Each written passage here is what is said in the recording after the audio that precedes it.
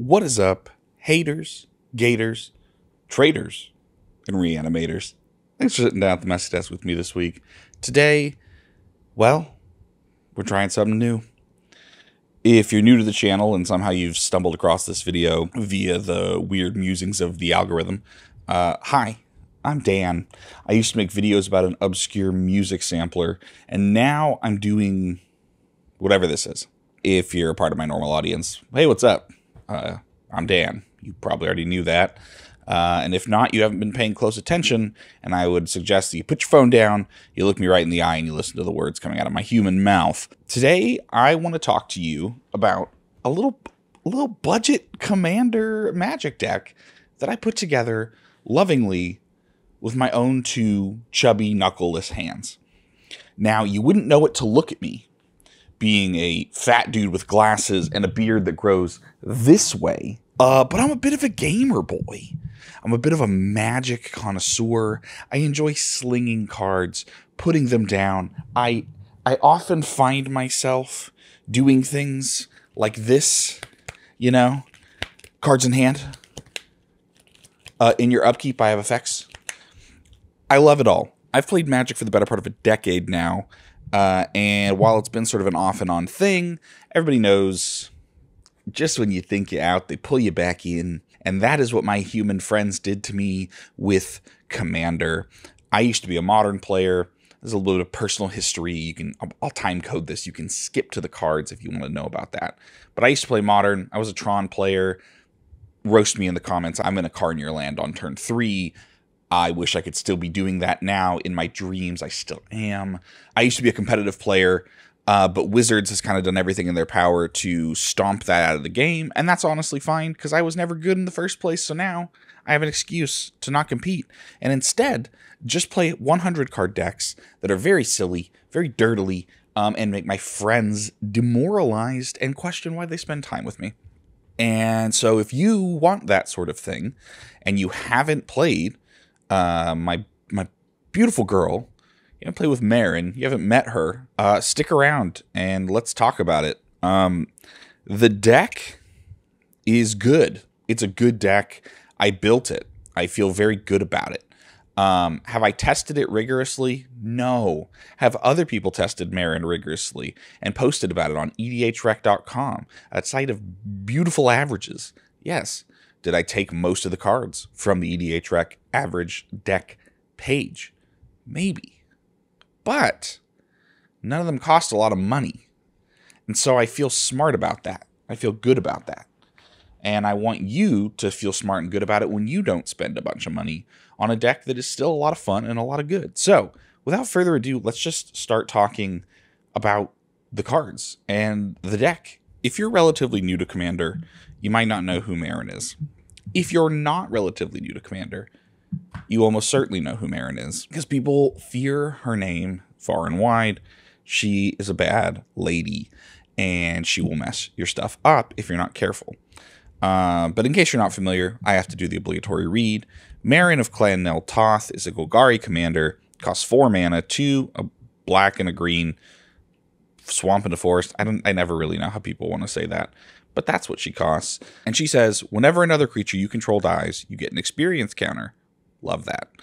At the beginning of your end step, choose target creature card in your graveyard. If that card's converted mana cost, or mana value in the parlance of today, is less than or equal to the number of experience counters you have, return it to the battlefield. Otherwise, put it into your hand. It's that last line that's a little crazy, because you'd think if it doesn't have the experience counter match that it would just stay in your graveyard. But no, it just goes back to your hand. You can cast it again, and you can keep doing that until you have enough experience, and it's great. So Meren obviously is a commander that is focused on things dying, things coming back, enter the battlefield effects, etc. Abusing these ETBs, these DTFs, these LOLs over and over again. To demoralize your opponent, who's really just trying to sneak attack a Blightsteel Colossus into play, and is very upset that you keep disenchanting them. They don't love it. I mean, I guess in black-green it would be Crozen gripping them. I don't know. But look, so I've separated this deck into a variety of funnily named categories. to try to maybe keep away from the dryness of everything. I'm going to go through the names of the cards, and I'll put them up in rows of 3 or something. I don't know. I'll steal Command Quarter's idea, and I'll just do that as I list these cards and the various roles that they fill. And at the end of the video, I'm going to talk about some key interactions that make the deck very fun, maybe some non-budget upgrades that you can consider. Just a little bit about the philosophy of the deck building here. It is not all cards under $1. I'm going to be honest, I kind of hate that because it really hamstrings you. There are some really good cards that are like $1.10. We should get those cards. And there are some really fantastic cards that are like 35 cents, and we should have those too. We can work it out. The deck costs, I don't know, between $60 and $100. And I know that sounds crazy, but if you load it up onto TCG Player and you select 100 packages, it's like $40. If you go to Card Kingdom and you have it all shipped from one place, or if you go to TCG Player and have it shipped from as little places as possible, probably closer to $80. I don't know. It's under $100. That is what I think my definition of a budget deck is for Commander. So just be aware of that going in. There, of course, the cards that are over $2 and $3 and stuff, you could cut, and you could do the under $1 thing. And maybe I'll even make a little list for that sort of philosophy. But that may or may not be in the description below. So let's just get into it. The first category, I think, that is really important for Meren is what I like to call sacrificial lambs, for me and for you. So these are creatures that when they come into play, they demand sacrifice. They're upset, they feel wronged, and they want everybody to know about it. So these are cards like Fleshbag Marauder, Gravelighter, Demon's Disciple, Plague Crafter. And now some of these have some additional play to them, like Gravelighter does. But for the most part, they serve the same purpose, which is being creature-based target list removal for your opponents. And for you yourself to trigger Meren, because when you're sacrificing creatures, it's a bonus for you. 1, you're getting them back. 2, you're moving those experience counters up. 3, you just feel real smart about it. You know, I'm going to sacrifice this Wood Elves. I'm going to ramp. I'm going to sacrifice them again. I'm going to ramp. And you feel real smart, and everybody hates you. And it's great. The next category is what I would call hungry lads. Boys who need to get their fill, rumbly tummies, empty, hungry, wanna munch. These are people who you would call sacrifice outlets. These are creatures that allow you on command to sacrifice creatures to get nice death effects, pump up Meren's experience counters, just kind of keep the engine churning. They're incredibly important to the deck, and finding the right number of them can be kind of hard because too many of them and you lose enablers in terms of what you want to be sacrificing and bringing back, but not enough of them, and you're kind of just left sitting there hoping your opponents will block your shitty 1/1, trying to, you know, ramp over and over again, and it may not work. So these are creatures like Carrion Feeder, Woe Strider, Viscera Seer. Izoni is a great reanimation target and a sacrifice outlet. She's my love, my queen, my bae. I would do bad things for you, Izoni. I would eat bugs for you, my queen. And then, of course, Gerard. I like to call him Jerry, the Golgari Lich Lord. He gets very upset and throws fits, and also monsters at folks. He is a great win condition, ultimately, for this deck. Other than just kind of dirtling, this deck wins by kind of just throwing creatures at your opponents over and over again, which is a lot of fun. We'll talk more about that at the end of the video. But anyway, now that we've talked about hungry guys, we should probably talk about what they need, which is yummy, yummy food. I only have a few here, but really anything is fine. Sacrificing anything is great if Meren's on the battlefield, because it's just going to get you closer to just bringing it back to the battlefield and doing whatever you want. But there are particular creatures that are very good to sacrifice because they provide extra benefits to dying or just being put in the graveyard. Things like Metotic Slime, which when you sacrifice it, spawns 2 2/2s. Sacrifice a 2/2, spawns 2 1/1s.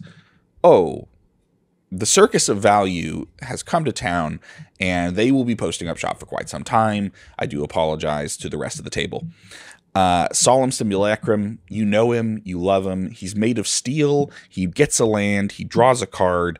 You keep bringing him back to get the land and draw the card, and he wonders what his purpose is, and you tell him to get land and draw a card, and he go, oh my god. And you just keep doing that with him. He's in every deck ever, and sometimes I get bored of his presence, but in this, I love it. I love him and his metal body. And then there's Lord of Extinction, which seems weird, right? Like, what about Lord of Extinction initially, when you look at his very powerful text box, suggests that he's yummy food, right? You want him on the battlefield to hit your opponents. Lord of Extinction exists only to be eaten by our good friend Jerry. Jerry loves the Lord of Extinction. He tastes real good in his big black and green tummy. I don't feel like I need to explain this, but I will anyway. Lord of Extinction gets real big, real fast. Jerry likes big creatures to throw at his opponent's face in anger and in spite. So you throw Lord of Extincto at people with Jerry. They get real upset. You bring back Lord of Extincto and throw it again with old Jerry. And the table's probably dead at that point. If it's reasonably far into the game, you can just kill the table. It's sort of unreal. But that's the thing with this deck, is that it is an engine, and it takes a little while to get going. And the thing that you need, and the thing that you need to get an engine going is lands and ramp. And so I'm going to talk about the rampiest fella of all, Tony Hawk, and his enablers. So look, we got a few folks here that are going to help you out, help you find some lands, help you get ahead of your opponents in terms of mana, so you can start doing your dirtily nonsense and just go to town.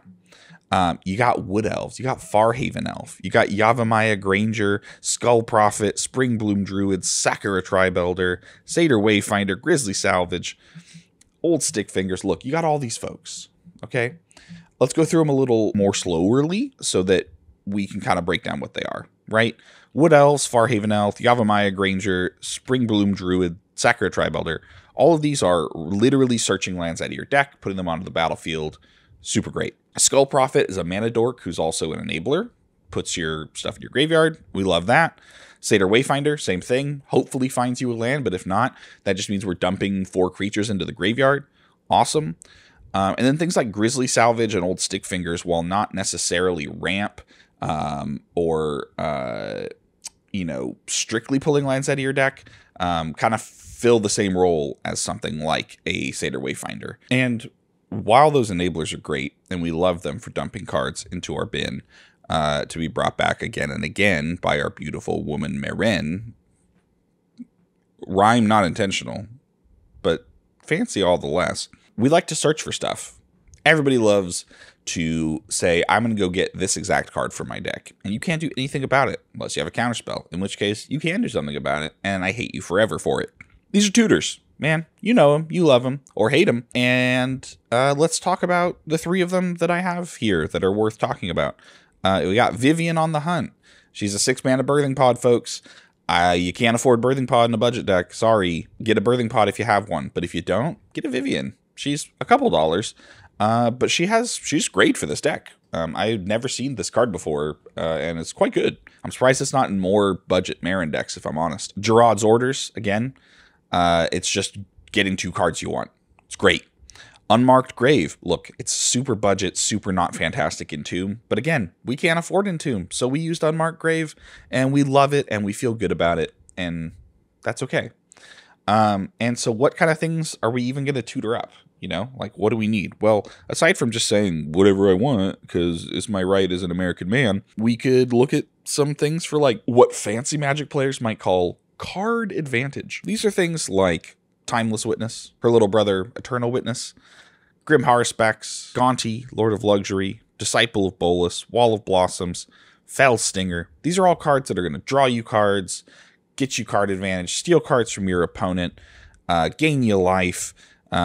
Most of them are about drawing cards. Like, we have things like Midnight Reaper, Smothering Abomination, Death Reap Ritual, Moldavine Reclamation. All cards that care about creatures dying, help you sacrifice creatures, get you cards for sacrificing the creatures. Wall of Blossoms is a card you can bring back over and over to just keep drawing cards. Grim Haruspex, you draw cards when things die. Same with Midnight Reaper. You're seeing a theme here, yes? These are the cards that, while not necessarily being fantastic reanimation targets in and of themselves, they play more of a role of enabling you. And they play a role of getting this sort of ineffable advantage over your opponents, where you're drawing extra cards, you're gaining extra life, you're getting additional card selection, you're disrupting your opponents. That kind of thing, if you're less familiar with Magic, really stacks up over the course of the game. And Magic really is secretly a game all about card advantage. We love to feel like it's about playing big monsters and feeling really cool. But at the end of the day, if you have no cards in hand and I have 10 cards in hand, I'm probably winning that game. Not always, right? It's not always that cut and dry, but it's worth thinking about. And so we need to have card advantage. We need to. We got to. Has to happen. Speaking of things that have to happen, I hate this. This is my least favorite part of any deck list, but we do occasionally have to interact with our opponent. We do occasionally have to play some removal spells. We have to care about what they have on the board a little bit, because it's going to disrupt us, and it's going to stop our engine, and it's going to make us really upset. So we need to have some things to fight back. And so that's what we have here. We have Acidic Slime, Reclamation Sage, Caustic Caterpillar. These are things that really hate enchantments and artifacts. We're going to get rid of them. Get rid of them over and over again. We also have Butcher of Malakir. Look, folks, we can't afford Entomb. We can't afford Birthing Pod. And we also can't afford Grave Pact or Dictate of Erebos. So we have 7 mana Butcher of Malakir, who's doing their best. Shriek Maw, Ravenous Chupacabra. We're killing creatures, folks. We hate them. We hate to see them. We love to see them die, especially on our end of the field. But we got to kill the other ones on the other side, or they will kill us first. And I don't know about you, I don't want to lose. Noxious Gearhulk kills them and gains us life, and looks really cool and has a big metal body, which we've established earlier. In the case of Old Solemn Simulacrum, I love the metal body. Then there's things like Beast Within, Golgari Charm, flexible removal spells that can do a variety of things. Golgari Charm's great if there's token strategies going on. Beast Within is just all around fantastic green removal. It's in every green deck. You know it, you love it, you hate to see it. And then we have a sweeper effect like Necromantic Selection. You know, it does what it says on the tin. It wipes the board. We get to pick our best creature, put it back into play. Most of the time it's going to be Meren if she's on the board, right? We want her back. Yeah, I mean, just good stuff. I didn't mention this, but Foundation Breaker is a really fun one in Meren because his Evoke triggers her experience counters. So you drop that boy into play. He dies, whatever, who cares? You've destroyed your opponent's Winter Orb or whatever. And you've also triggered Meren, and you can bring him back right to your hand, and you can evoke him again.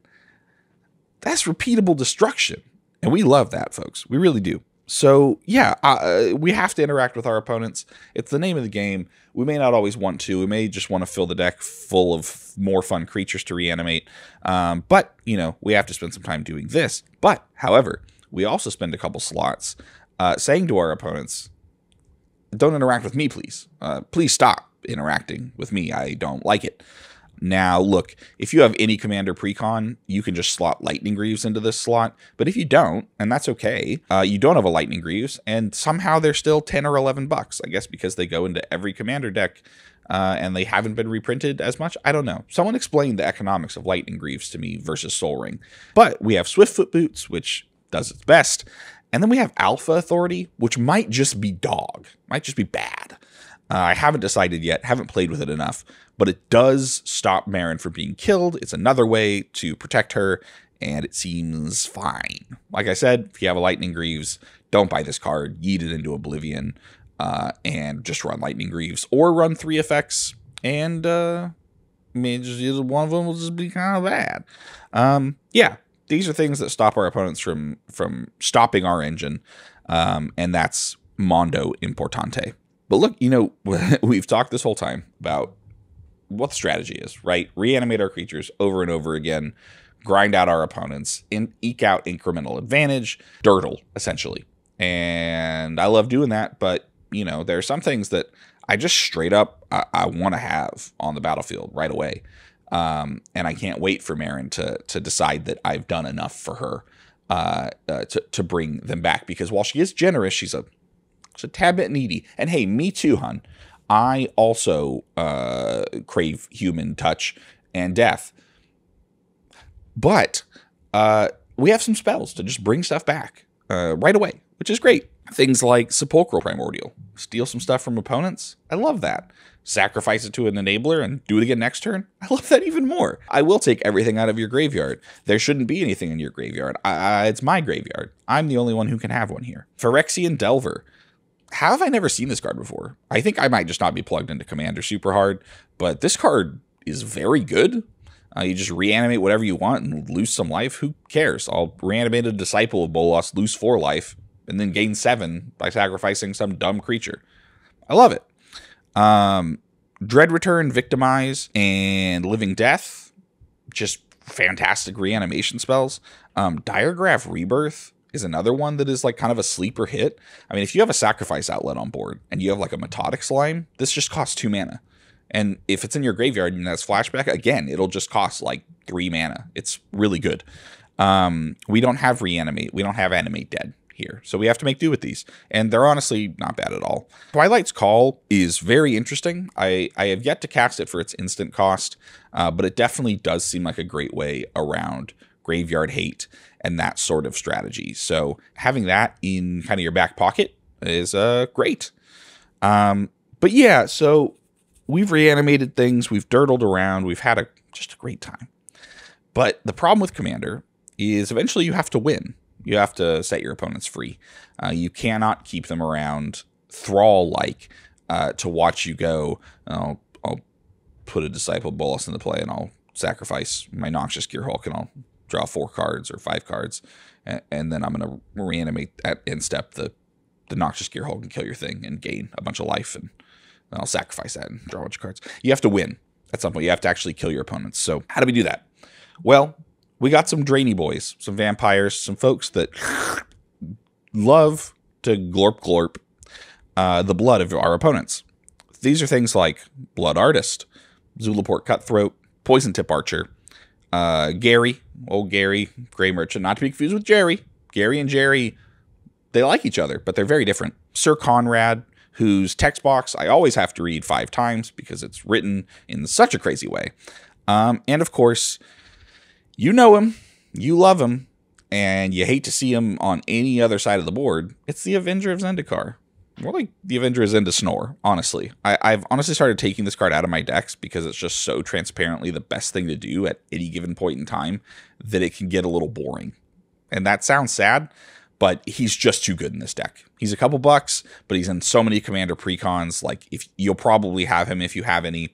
But if you don't, he's worth the money. He's a card you're going to want to have because he just closes games out, especially when you consider that you play him, you have a certain number, you have a lot of lands, you've probably been ramping a lot with Wood Elves and Springbloom Druids and stuff, and then you just start reanimating those things and putting multiple landfall triggers into play. I mean, it gets out of control so fast. If you have a Sacrifice Outlet and a Blood Artist or a Poison Tip Archer, or Sir Conrad, or any combination of those, because the effects stack, you just win on the spot. I feel like I don't need to over-explain this.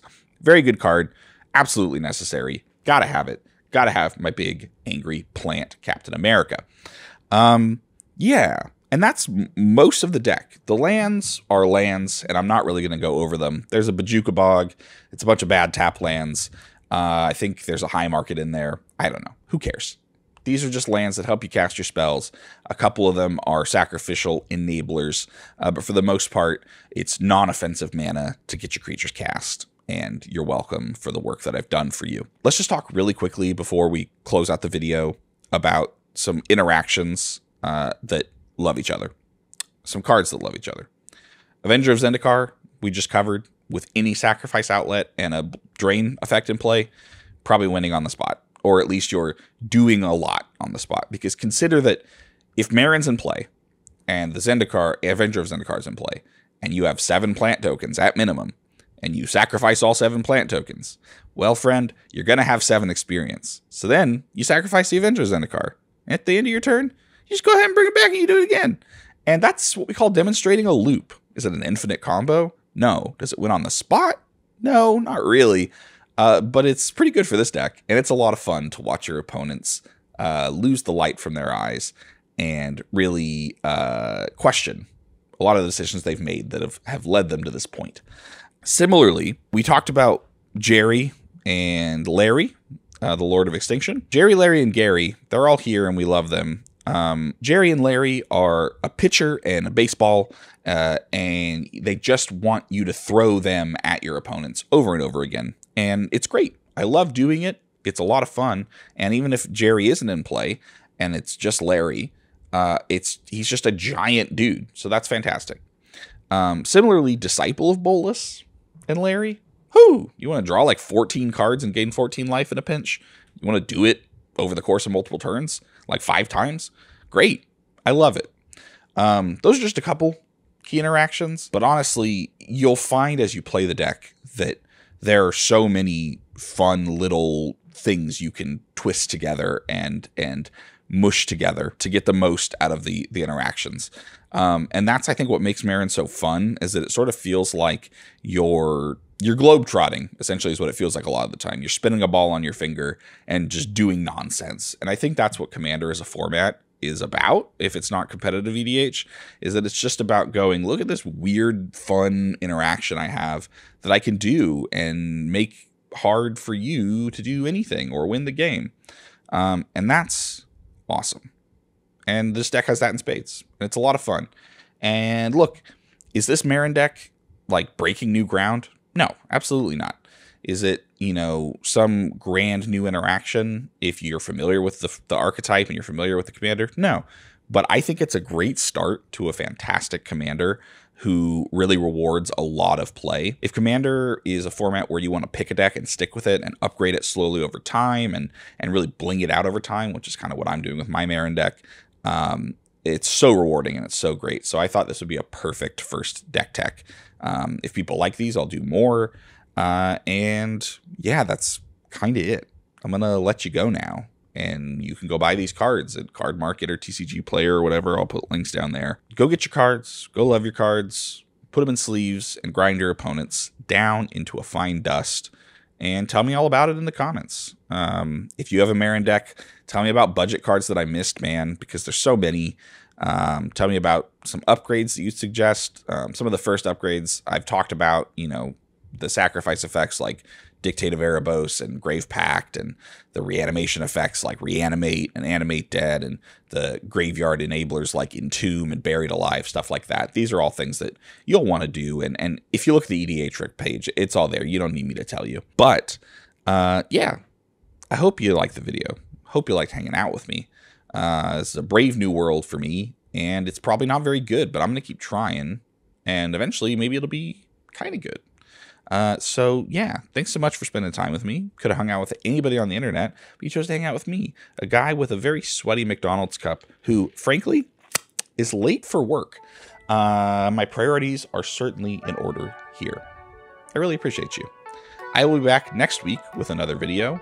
I don't know if it'll be another deck tech. I don't know if it'll be a video about Ashes, like I've been saying. Been working on the script. It's going pretty well, but it's not quite there. So I'd rather take my time. But yeah, until then, I'm Daniel. This is the Messy Desk, and I love you more than I love going. Card stand. Resolves. Trigger. Anyway, I'll see you guys next week.